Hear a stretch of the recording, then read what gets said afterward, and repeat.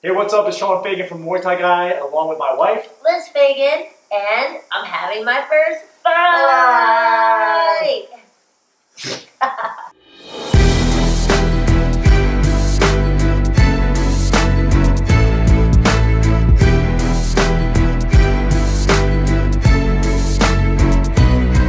So let's get right into it. You decided to have your first fight. What's going through your mind? Why did you decide to do this? You know, so I've been training on and off for, 5 years now? Give or take, yeah. Since the first time we got to Thailand. And wasn't so consistent back in New York, but ever since living in Thailand last year, I've been really consistent. And I don't know, it's been a lot of fun, and I really want to just kind of let go. I tend to use too much control in sparring, and I'm ready to just showcase what I've been learning. By the way, if you guys have any questions throughout this entire experience, we're going to be vlogging 3 times a week.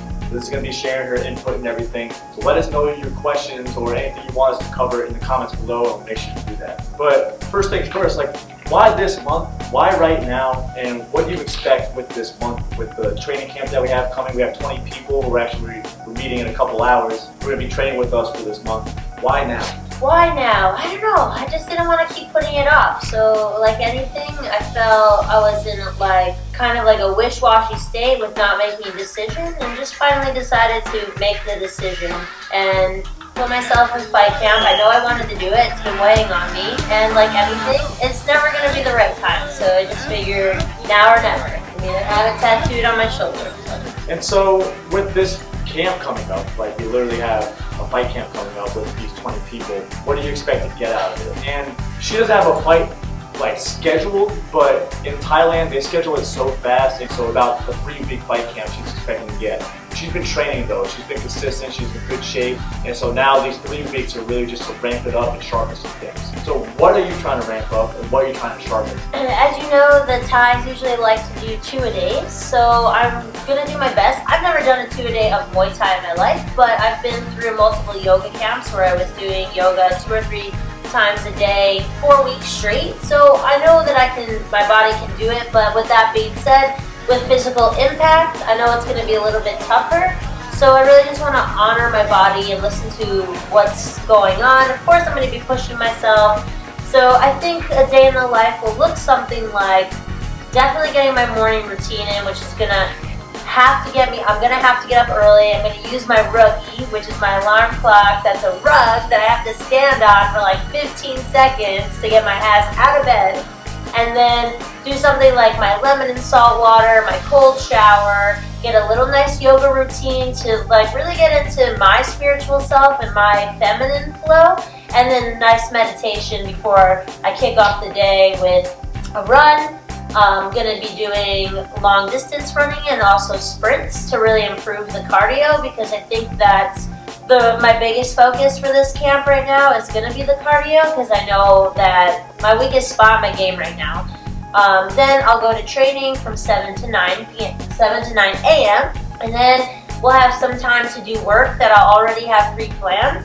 So that's why it's important on Sundays or Saturdays that I'm going to have to plan my week to the T, so that I'm not thinking about what I'm going to be working on throughout the week. It's wasted energy if you have to think about that on the fly, you know what I mean? And at this point, this month, I'm not going to have any ability to waste any energy. I'm going to be fucking exhausted, and then throw in that I'm starting my business and creating content every single day for you guys. So it's a lot on my plate, but I feel good that I have the strategies and the discipline to get me through it. With that being said, the middle of the day will be work and rest, and then from 3 to 5 will be the second training session. So I think throughout the week, it'll probably be something like a 2-a-day, then maybe a 1-a-day, then a 2-a-day.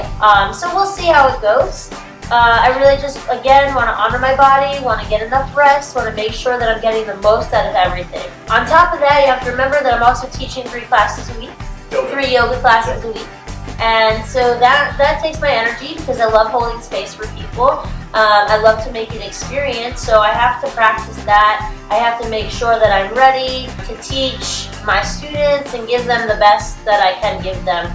So yeah, I'm going to be giving a lot of myself this month, energetically, mentally, physically, all of the above. So I'm excited to just kind of see what comes up in these vlogs and see if you guys can relate. And any questions you have, I'd love to try to answer them. We'd love to try to answer them. And yeah. So training sometimes twice a day, sometimes once a day. What is training like? What are the trainers like? And what are your training partners like? How is that going to affect the way that you feel going into fight? Yeah, so I feel really supported right now. Of course, I have my husband, Sean. The Muay Thai guy. The Muay Thai, the fucking Muay Thai guy. But he's really helped my technique, which is the Muay Thai retreats have been really important in like ramping up my technique and landing some cool stuff during sparring, like learning fakes, learning how to set things up. And these Thailand training camps are good because they really just get the pace going, they get the cardio going. So I have, my main trainer here is he just gets me, to be honest. It makes me want to come to class because I'm the kind of person that's like, if it's not fun and it's going to be this hard, then it's really hard for me to get there. So he makes it really light and really fun, but he also teaches me how to throw things in a fight and how to set things up in a fight and what makes sense and what doesn't make sense. So he really helps me in that way. Then we have Crew Bao, who's Sean's training partner. My dude. And a good friend. And he's just really, he works with all the fighters. He's got a great style. He's a fucking beast in the ring. And when I hold pads with him, I feel like I learn a lot. He teaches me a lot of tricky, savage fucking moves. So I just feel really supported in that aspect. Then we have Crew Choke coming back. Woo! Yeah, Choke. And we haven't had him for 3 weeks, so it'll be really nice to work with him. He's got a killer team, and I just love learning technique from him. So I just feel really supported in all rounds. And on top of that, we have this camp here, and we have a lot of awesome women fighters coming. So I'm gonna be training with people who have fights, who have hundreds of fights. And so I just feel really good with who I have in my corner and the people who are supporting me here.